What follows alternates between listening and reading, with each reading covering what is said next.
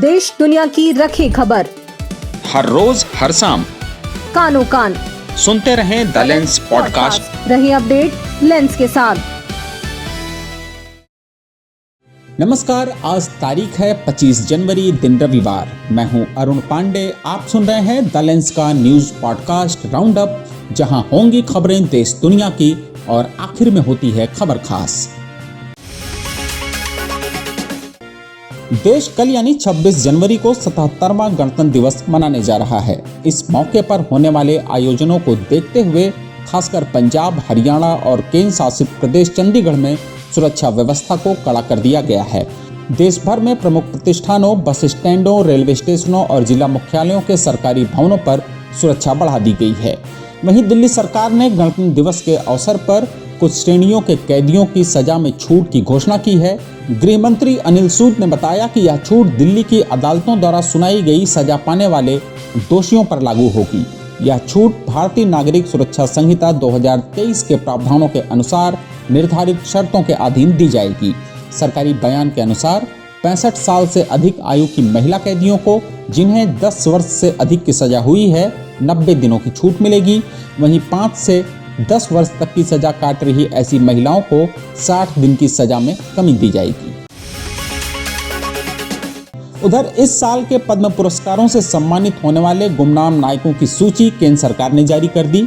इनमें उत्तर प्रदेश के चिरंजीवी लाल यादव, गुजरात के धार्मिक लाल चुन्नी लाल पांड्या, छत्तीसगढ़ की बुधरी ताती, ओडिशा के चरण हेमब्रह्म, मध्य प्रदेश के भगवान दास रैकवार, जम्मू कश्मीर के ब्रिजलाल भट्ट, कर्नाटक के अंके गौड़ और महाराष्ट्र की आर्मिडा फर्नांडिस जैसे 45 असाधारण व्यक्तित्व शामिल हैं। पद्मश्री पुरस्कार देश का चौथा सर्वोच्च नागरिक सम्मान है। राष्ट्रपति द्रौपदी मुर्मू इन सम्मानों से नायकों को राष्ट्रपति भवन में सम्मानित करेंगी। पार्टी ने लालू प्रसाद यादव के छोटे बेटे और बिहार विधानसभा में नेता प्रतिपक्ष तेजस्वी यादव को अपना राष्ट्रीय कार्यकारिणी अध्यक्ष नियुक्त कर दिया है। यह फैसला पटना में आरजेडी की राष्ट्रीय कार्यकारिणी की बैठक के दौरान सर्वसम्मति से लिया गया। लालू प्रसाद यादव ने खुद अपने बेटे को नियुक्ति पत्र सौंपा। बैठक में पूर्व मुख्यमंत्री राबड़ी देवी सहित पार्टी के कई वरिष्ठ नेता मौजूद थे। बता दें कि 1997 में पार्टी की स्थापना के बाद से राष्ट्रीय अध्यक्ष का पद लालू प्रसाद यादव के पास था।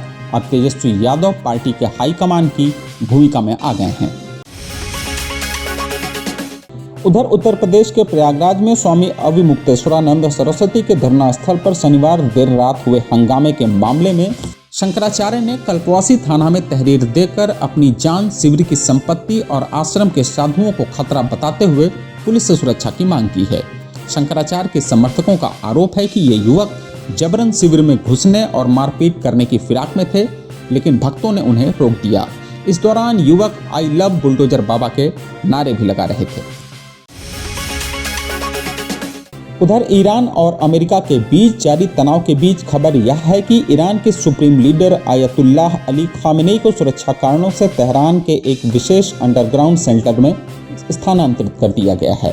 सरकार के करीबी सूत्रों के हवाले से मीडिया रिपोर्ट में बताया गया है कि वरिष्ठ सैन्य और सुरक्षा अधिकारियों ने संभावित अमेरिकी हमले को गंभीर खतरे के रूप में देखा, जिसके बाद यह कदम उठाया गया है। खामेनेई के तीसरे बेटे मसूद खामेनेई अब सुप्रीम लीडर के कार्यालय में दैनिक संचालन की जिम्मेदारी संभाल रहे हैं और सरकार की विभिन्न शाखाओं से मुख्य संपर्क का माध्यम बने हुए हैं। इस बीच अमेरिका ने मध्य पूर्व में अपनी सैन्य मौजूदगी बढ़ा दी।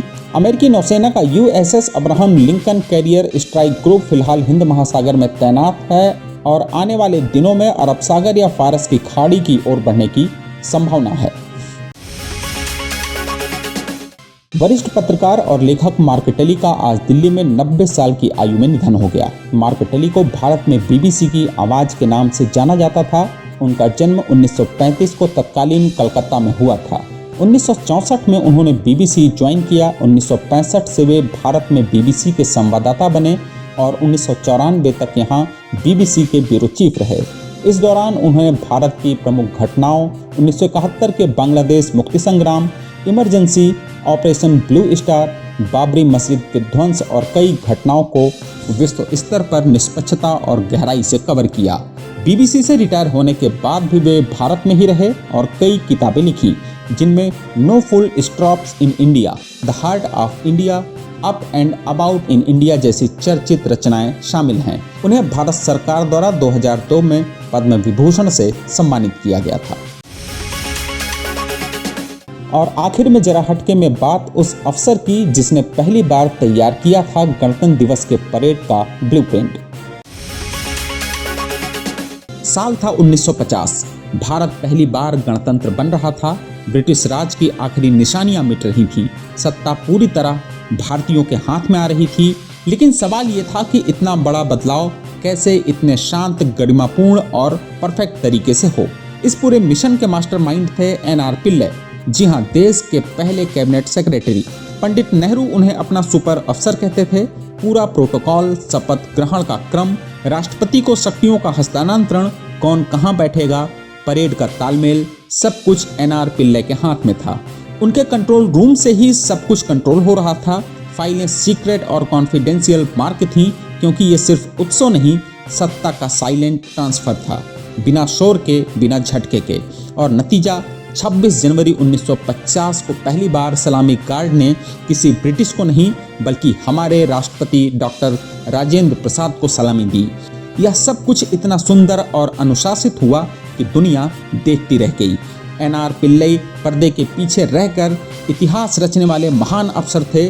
उन्होंने कैबिनेट सिस्टम की नींव रखी, फाइल सिस्टम बनाया, नौकरशाही को मजबूत किया। आज भी UPSC क्रैक करने वाले IAS IPS अफसर शिमला के लाल बहादुर शास्त्री लोक प्रशासन संस्थान में उनकी किताबें पढ़ते हैं, सीखते हैं कि कैसे पर्दे के पीछे से देश को चलाया जा सकता है।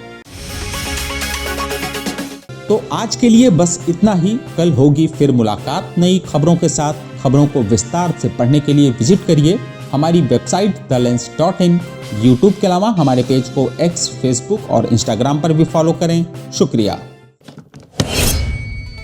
देश दुनिया की रखी खबर हर रोज हर शाम कानो कान सुनते रहें द लेंस पॉडकास्ट। रहे अपडेट लेंस के साथ।